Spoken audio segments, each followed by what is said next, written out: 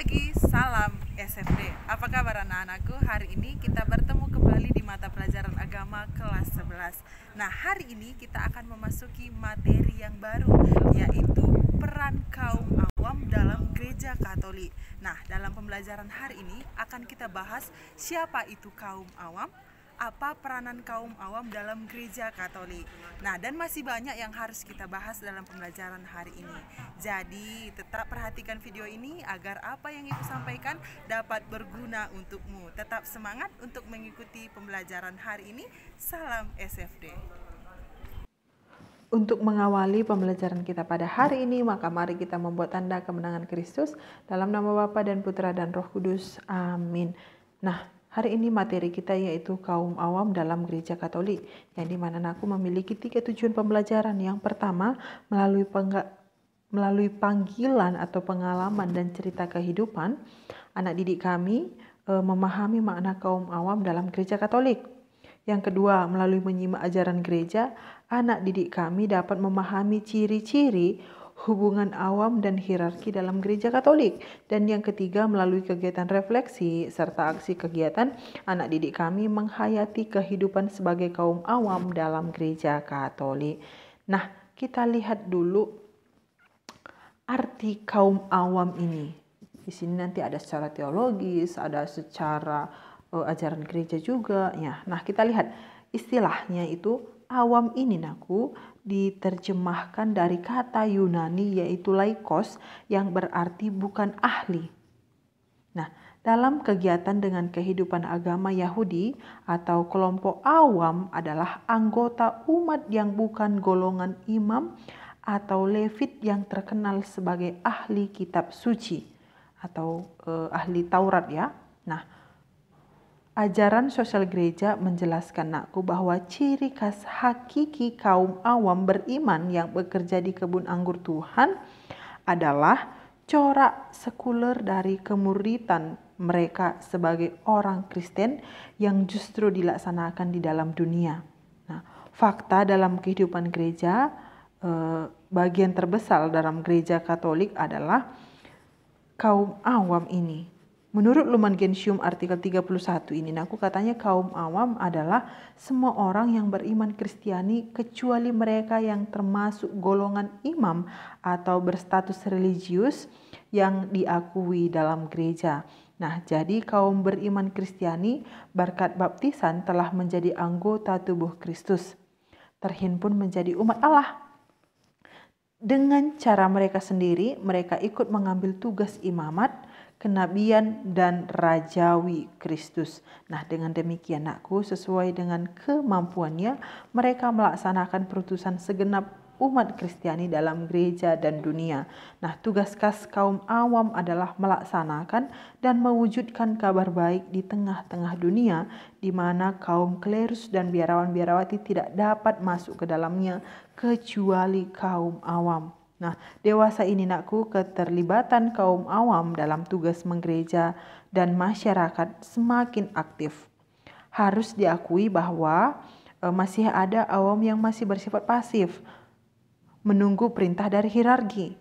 Namun demikian hal ini tidak mengurangi meningkatnya partisipasi kaum awam dalam kegiatan kerasulan gereja. Lalu kita lihat dari secara definisi teologis ya. Katanya awam adalah warga gereja yang tidak ditahbiskan. Jadi awam meliputi biarawan-biarawati seperti suster dan bruder yang tidak menerima tahbisan suci. Nah, definisi tipologisnya awam adalah warga gereja yang tidak ditahbiskan dan juga bukan biarawan-biarawati. Maka dari itu awam tidak mencakup para suster dan bruder. Jadi Ibu, para suster ini kemana arahnya? Nah, ingat dalam gereja Katolik, para suster dan bruder dan para prater itu menerima kaul. Oke, nah kita lihat dulu selanjutnya. Hubungan awam dan hierarki ini apa? Nah, sesuai dengan ajaran Konsili Vatikan kedua hierarki dan awam itu memiliki martabat yang sama, hanya berbeda fungsi. Semua fungsi sama luhurnya asal dilaksanakan dengan motivasi yang baik demi kerajaan Allah. Nah, peranan awam itu apa? Nah, peranan awam sering diistilahkan sebagai kerasulan awam yang tugasnya dibedakan menjadi dua, anakku, yaitu kerasulan internal dan kerasulan eksternal. Nah, kerasulan eksternal ini adalah kerasulan dalam tata dunia, sedangkan kerasulan internal ini adalah kerasulan dalam gereja. Nah, kita lihat itu kerasulan eksternal atau kerasulan dalam tata dunia ini. Nah, dengan paham gereja sebagai tanda dan sarana keselamatan dunia yang dimunculkan oleh Gaudium et Spes, di mana otonomi dunia dan sifatnya yang sekuler diakui, maka dunia dan lingkungannya mulai diterima sebagai partner dialog dapat saling memperkaya diri. Orang mulai menyadari bahwa menjalankan tugas-tugas duniawi tidak hanya berdasarkan alasan kewarganegaraan dalam masyarakat atau negara saja, tetapi juga karena dorongan iman dan tugas kerasulan kita, asalkan dengan motivasi yang baik. Nah, iman tidak hanya menghubungkan kita dengan Tuhan, anakku, tetapi sekaligus juga menghubungkan dengan sesama kita di dunia ini. Nah, sekarang kita lihat kerasulan internal ini. Nah, kerasulan internal itu adalah kerasulan di dalam gereja tadi ya. Nah, ingat anakku, kita sebagai orang Kristiani, kita telah dibaptis, maka kita telah menerima 3 tugas gereja atau 3 tugas gereja. Tapi kita sebagai awam itu dapat melaksanakan 2 tugas gereja. Yang pertama, tugas itu sebagai dapat menguduskan, dan yang kedua itu tugas sebagai pewarta sabda. Nah, tugas sebagai menguduskan ini, awam dapat memimpin doa dalam pertemuan umat, contoh memimpin kor atau nyanyian dalam ibadat, membagi komuni sebagai pradiakon ya, menjadi pelayanan putra-putri altar, contohnya Miss Dinar ya anakku. Nah, dalam tugas pewarta sabda itu awam dapat menjadi anggota dewan paroki, contohnya menjadi ketua seksi, ketua lingkungan atau wilayah, dan masih banyak lainnya. Nah, itu dia pertemuan kita pada hari ini yang menjadi bahan refleksi kita.